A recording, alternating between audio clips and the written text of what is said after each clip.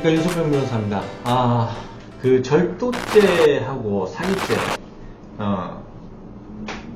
뭐 너무 잘 아는 범죄죠. 근데 절도죄하고 사기죄가 이게 가끔 구별이 안 되는 경우가, 구별이 쉽지 않은 경우가 있습니다. 그러면 절도죄하고 사기죄는 절도죄는 타인의 소유 재물을 몰래 훔쳐가는 거고, 사기죄는 속여서 타인의 재물이나 뭐 재산상 이익을 취득하는 거죠. 쉽게 얘기해서. 너무 구별하기 싫은데 뭘 어렵게 생각하냐 이렇게 얘기할 수도 있는데, 자, 지금 사례를 한번 보겠습니다. 사례는 피해자 갑이 이제 마트에 가가지고 드라이버를 사려고 갔어요. 그러다가 이제 지갑을 떨어뜨렸더라고. 지갑을 떨어뜨려가지고 있었는데, 이제 이 피고인은 뭐 살라 그랬더라? 우산을 사려고 이제 마트에 갔는데, 마트의 주인이 이 지갑이 피고인 네 거 맞냐 이러니까는 제가 아니잖아요. 아닌데 내 거 맞습니다 하면서 지갑을 이제 받아가지고 간 사건입니다. 그럼 이게 절도냐 사기냐 이게 쟁점이 된 거거든요. 님 뭐 이거 어떻게 생각하십니까? 이게 분명히 피해자 몰래 피해자 재물인 지갑 또 그 안에 있는 뭐 여러 가지가 있겠지만 돈도 있고 있을 거지만 그걸 훔쳐갔으니까는 절도가 된다 이렇게 생각할 수도 있고, 그리고 지금 마트 주인이 그걸 주웠으니까 주인 찾아줘야 되잖아요. 근데 마트 주인을 속여서 내 지갑이다 라고 해가지고 그 지갑을 받고 그 지갑 안에 돈도 받고 뭐 그랬으니 사기가 아닌가? 이런 생각이 들 수가 있거든요.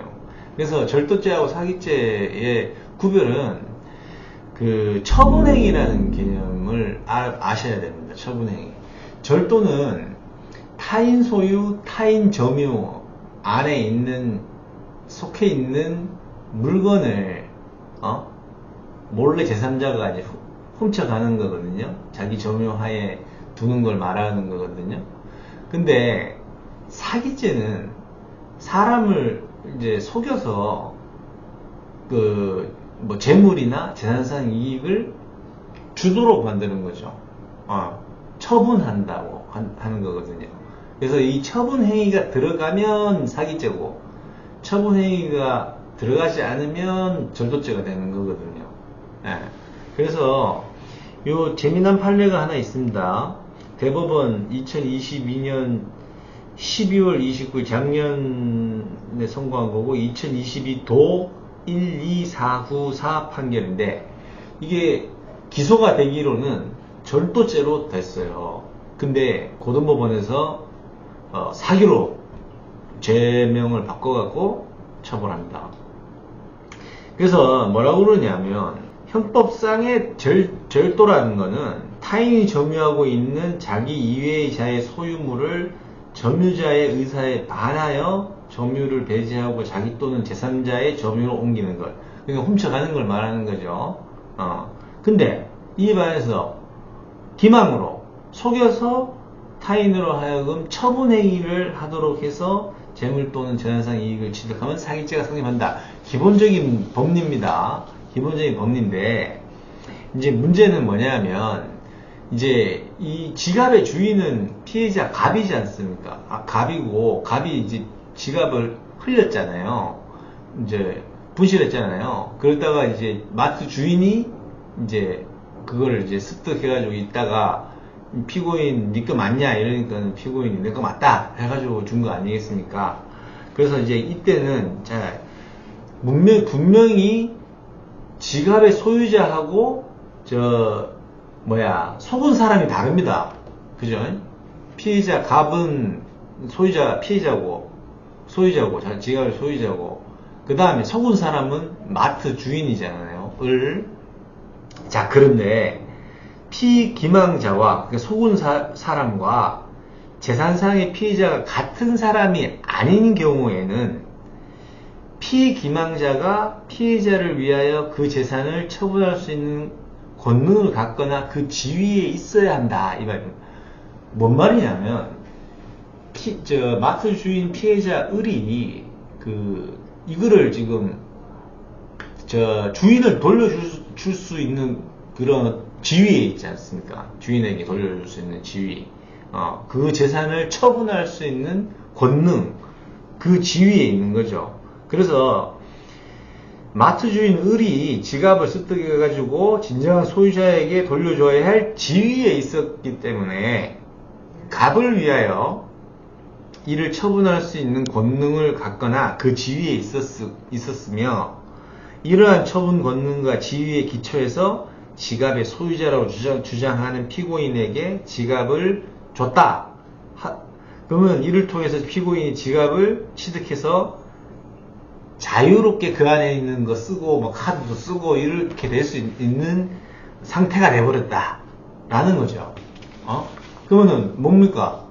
그러니까 피해자 갑 몰래 뭘 이렇게 갑 점유 안에 있는 걸 몰래 살짝 가져오는 그 행위하고는 지금 이게 행위 성질이 다른 거죠. 그래서 피해자 을은 피해자 갑에게 지갑 돌려줘야 될 그런 권능, 지위에 있었던 거죠. 근데 이게 속았기 때문에 피고인한테 지갑을 줘버린 거 아니겠습니까?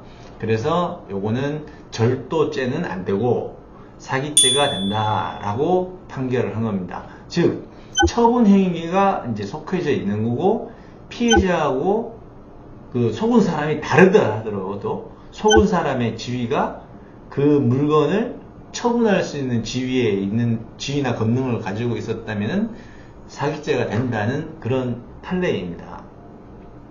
근데 여기에 절도죄는 징역형을 만약에 받게 되면 6년 이하고 벌금형을 받게 되면 1,000만 원 이하고 사기죄로 처벌받게 되면은 10년 이하고 2천만 원 이하 벌금. 여기 형량이 차이가 많이 나죠. 절도보다는 사기가 사람을 속여가지고 한 거니까. 근데 요런 게 이제 문제가 되는데, 요거는 이제 단순 형법상의 그런 거고, 만약에 2인 이상이 공모해서 했다, 공동으로 했다, 또는 뭐 흉기, 위험한 물건 뭐 이런 거 들어갔다, 이렇게 되면은 특정경제가중처벌법에 관한 법률, 그런 걸로 더 세게 처벌받습니다. 자, 그래서 이제 절도죄하고 사기죄가 일반인들이 이제 구별하기 쉬운 것으로 생각하는데, 보세요. 검사도 이 사례를 갖다가, 절도로 기소를 했지 않겠습니까? 전문적인 법률가도 가끔씩 이 절도하고 사기죄가 구별을 하기 힘든 경우가 있거든요.